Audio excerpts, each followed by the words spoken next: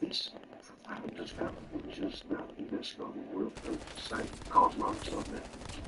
It's indisputable proof that the science may hold in truth about the Vikings that we ever thought possible. By using the sawdust, they found these documents in mountain metals. They are typical North Australian houses made of stone and turf. And there are also a few archaeological remains. There is no doubt that it is something like was from the Vikings. That tomatoes is actually the physical evidence of Scandinavian habitation on the North American continent. The Vikings did discover North America 500 years before Christopher Columbus. We know that there were Viking settlements in the New World. One housing on board that was considered a legend. Now it is historical fact. And they may have actually been more extensive than we see in the sagas themselves. Lots of meadows is in Newfoundland, and we know that they were there. But then, of course, it begs the question, how far in did they get? Is it possible the Vikings traveled deep into North America? Well, there are those who believe the answer is yes. And they think the proof can be found more than 2,000 miles away from Newfoundland. In Alexandria, Minnesota, this small city about 130 miles northeast of Minneapolis is home to the Roots Building Zoo. Inside is an artifact that many point to as evidence that the Vikings traveled well beyond the northeastern tip of Canada and into the heartland of America. Because honestly, is the remarkable, yet controversial, Kensington runestone. The Kensington runestone is about the size of a gravestone, and it's discovered in 1898 in Kensington, Douglas County, Minnesota, by a Swedish immigrant, Olaf Ullman. And it is covered in runes. And what intrigues people is that it seems to be incontrovertible proof that the Vikings were there. Ruins are Viking works of art. And ruins are located pretty much around the Viking realm. We're kind of encompassing the right with. And so things tend to be short. When you have that footage from poetry, the tremendous amount of meaning packed into very obscure passages. So even if people don't understand these ruins, what's sort of a master craft. For over a century, people have speculated about the meaning of cryptic markings on the Kensington runestone. By comparing it with other known runestones, historians have theorized that the stone tells the tale of a Viking expedition. Allegedly, the Kensington runestone has an intriguing story written in runic script about a group of about 30 Vikings who journeyed from Finland all the way down into what is now Minnesota. Now, 10 of them are massacred en route by the local people. But the suggestion is that these Vikings made it to the interior of North America. Based on this translation, many believe that the Kensington runestone is a memorial to Vikings who died on their quest to explore North America. But skeptics have questioned the stone's authenticity. This could either be a genuine account of an incredible journey by intrepid warriors deep into America, or the other theory is that this was Swedish immigrants trying to prove to their neighbours that they had a much longer presence and an entitlement to be there in their ancestors' forgiveness. But the idea that these warriors ventured deep into North America, into places that we know well today, Minnesota, really captures the imagination. The truth about the Kensington runestone is a fascinating enigma that continues to be explored. There's another Viking mystery. has drawn even more attention. It involves the famous settlement that was home to more than 2,000 people and vanished. 985 AD. A fleet of Viking longships sets off from the shores of Iceland on a 900 nautical mile journey to set up the colony in Greenland. The expedition is led by famed explorer and notorious outlaw, Eric the Red. Eric the Red is like the character because he's in Norway, kills a man, gets outlawed, leaves Norway, gets to Iceland, kills a man, gets outlawed. So he's constantly like one of these guys that is trying to evade the law. So he thinks, all right, off to Greenland I go. Where the Vikings traveled to Greenland, they're bringing the whole household over. So these would have been a major movement in these boats going across open oceans, cows and pigs and ducks and dogs and things. I mean, these are rough seas. These North Seas can be very rough, very wavy, and could potentially be dangerous. A large number of people go there. They set out with 24 ships, and then there was a terrible, almost a tsunami, and only 14 ships made it to Greenland, and they settled there. Historians estimate that approximately 500 Viking settlers landed and established the colony in Greenland. Ironically, several groups of this settlement have endured for nearly 1,000 years. You can do tourism in Greenland today, and you can see the remains. There's a lot of archaeology going on.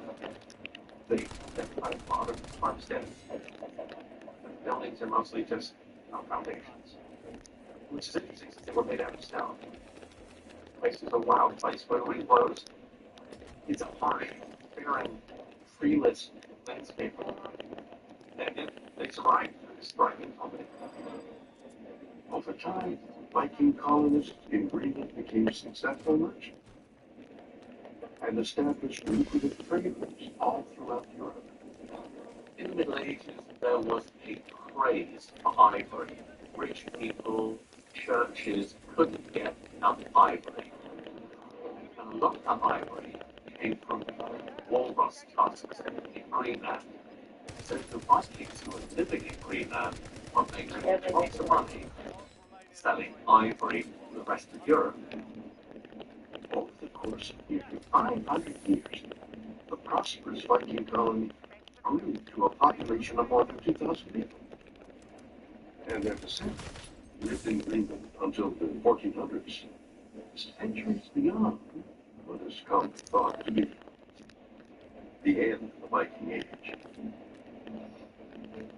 And then, the colonists mysteriously disappeared from history. We know that they were there in 1408 because there was a wedding, and that record made it into record in Iceland. So in 1408, it was a big ceremony, big enough to say that this was still a thriving community, and that's the last written record of the Vikings in Greenland. Numerous theories have been proposed to explain the mysterious disappearance of the Greenland colony. Some say that the colonists fell victim to mankind's greatest adversary, Mother Nature. When they first came to Greenland, it was warm enough, and they had a summer warm enough so they could cut the grass from the ships and so on. But then, later on, in the late medieval period, they got cold. Many degrees colder. During this period, known as the Little Ice Age, Greenland was blanketed in a punishing and interminable frost. In the north, it made summer so cold, it made it seem like winter. And it happened for several years in a row. It might have also promoted people to just leave the area. It's possible that Mother Nature's wrath obliterated Vikings within the colony. In 2018, groundbreaking new research from scientists at the University of Boston revealed that an unexpected set of circumstances may have triggered the Viking equivalent to the Great Depression. Something like 80% of the area that doesn't get Yo. You going out tonight? Who the hell is this? Oh, who this? This is Zay. Oh, shit. What's good? Nigga, I thought you plugged your wrist brain, nigga. Nah, I'm the plug and rapper. Pull up. I just left him. I wish I would have called you earlier. You ain't got to call for nothing. Pull up and come get this shit. What you need? Damn. To Iceland or to Norway, there was something. Damn. There's not. I'll look at it. On the ships. You said what? Do me a quarter for 35 then. The entire population. What the fuck? Yeah, I'm coming back all the way around. My son gonna give me $30. Lost forever. You about to give you that bullshit for 30. I'll give you one for You 40. ain't finna give me no bullshit.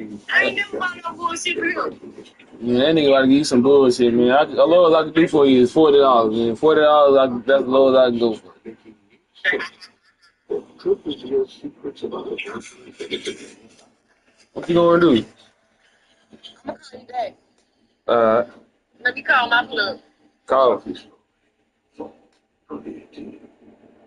Just outside the small village of Yellowstone, a group of archaeologists from the Norwegian Institute of Cultural Heritage Research is investigating an ancient Viking burial mound when they make a remarkable discovery. The team that is the largest yet becoming remarkable. This huge vessel was carved at the beginning of the Viking Age, around 800 AD, and is referred to as a Yellowstone ship. This is a good reason for being very curious about the end of the ship, and that is that it might actually be one of the very oldest sailing ships in Scandinavia. So you could say that Yellowstone is a new piece to the puzzle about the Viking Age, and I think it's a very important one. Over thousands of years, this hallowed ground concealed 5 longhouses and 13 permanent sites. Curiously, experts believe that an ancient Viking king was ritually buried inside the Yellowstone ship. The Yellowstone site provided the first opportunity for 100 years to excavate a ship grave, and this was a fantastic opportunity because 100 years ago, archaeological excavation methods were much different from what they are today. With our modern technology, there was a much bigger chance of really harvesting a lot of knowledge from the excavation of this mound. The most exciting discovery is that this is part of that burial ceremony and its religion. It's so much more to learn from it. Who is the king or the chieftain or whoever that was laying on board, and why did they put him inside a ship? So altogether, this is quite amazing, and it will be really interesting to study for the next years to come. The excavation of the Yellowstone ship will reveal details of Viking culture that have yet to be discovered, and could prove the Icelandic sagas are based more on fact than fiction. It's exciting to think that each new artifact found brings us closer to understanding the real life of this fascinating and exceptional Norse civilization. The Vikings represent these people who were adventurous, who did things that, as we think about it, were amazing. How do you go thousands of miles on a boat from this place to this place at a time when no one else is doing that? I think those kinds of components are part of the reason why I'm so fascinated with the Vikings. It's really great that there's so much interest in the Vikings because it creates a space for scientists and researchers to really back it up. We've got new sites coming to life. We've got new scientific methods that are telling us more and more about these real people behind these legends. And that combination of the real evidence and the fictional side is really something quite special. It's surprising we actually know about the Vikings. Were they merely ruthless and barbaric invaders? Or does the notorious reputation overshadow the fact that they were a highly sophisticated culture?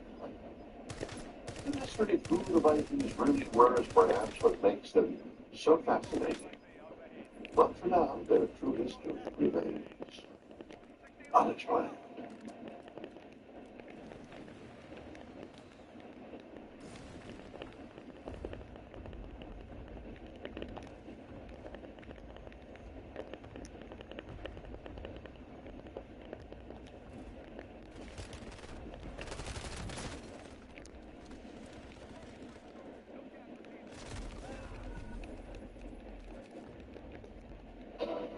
A missing brain that could unwrap.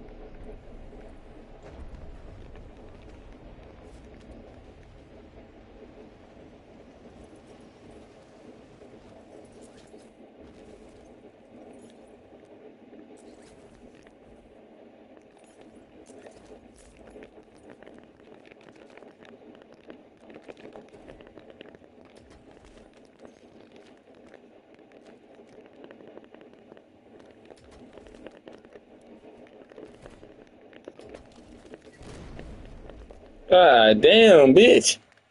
I'm gonna blew my goddamn self up.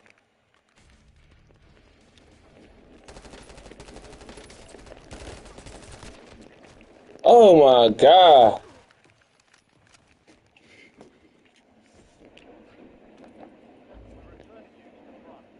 That's some bullshit.